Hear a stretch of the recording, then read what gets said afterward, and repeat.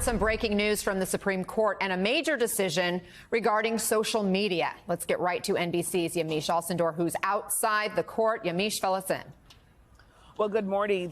The Supreme Court has unanimously decided that Twitter is not going to be found liable for aiding and abetting terrorists. In this case that was argued in February, the plaintiffs were trying to say that Twitter was aiding and abetting ISIS because they were at times recommending videos and information about ISIS. It's really focused on Section 230 of federal law, which really is seen as the bedrock of the internet. It says that social media companies and websites cannot be sued for the material that is on their sites. In other words, you can't be sued for things that are being posted on your site. Twitter can't be sued for the speech that people are expressing. So this is a big decision. It's supposed to be, we think, connected with a decision that's dealing with Google and YouTube.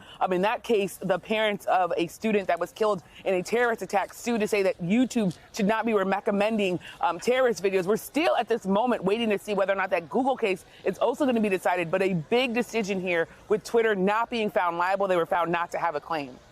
Okay, Yamiche, stay with me. I want to also bring in our Laura Jarrett, who's covering these decisions as they're coming down, which the Supreme Court releases every 10 minutes, starting at 10 o'clock. So we've had a few. This is a big one here that we've been watching for, though. And Laura, I understand they maybe did also release a similar case, a decision on the Google case Yamiche just mentioned. Fill us in. What was the latest there? Is it the same as Twitter? Essentially, yes. This is a big win for the tech companies that were worried that this shield law known as Section 230, which for years has allowed the tech companies to avoid liability for what users post on social media. They essentially dodged that whole issue and decided that these plaintiffs couldn't actually make a claim under an entirely different law, an anti-terrorism statute.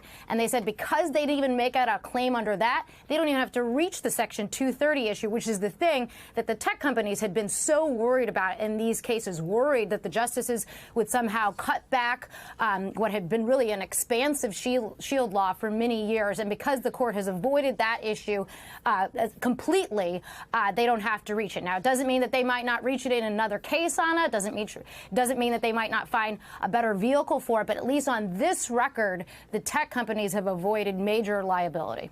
So does it change anything about how social media operates then, Laura?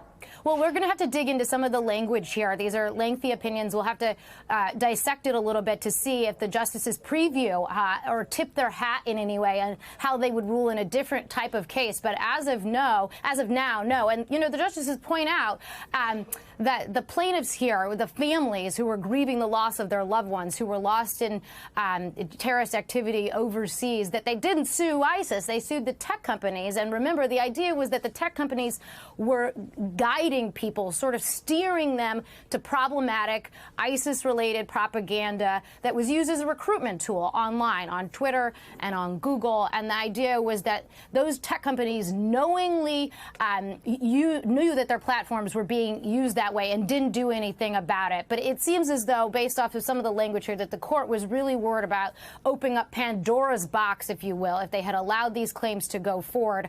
And so they've decided, again, at least on this record, not to do it.